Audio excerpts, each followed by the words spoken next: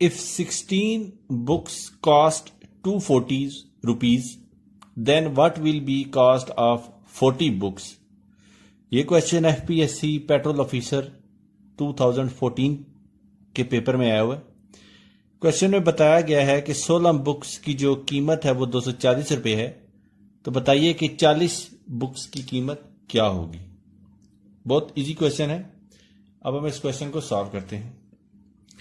16 books की जो cost है ये है हमारे पास 240।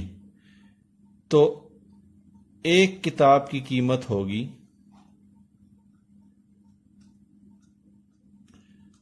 240 इज डिवाइडेड बाय 16।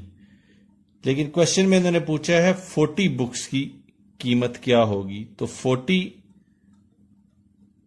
बुक्स की कॉस्ट जो है वो होगी 240 is divided by 16 is multiplied by 40। तो फर्दर मैथमेटिकल ऑपरेशंस के बाद हमें जो आंसर हासिल होगा वो होगा 600, यानी कि 40 किताबें 600 रुपये में मिलेंगी।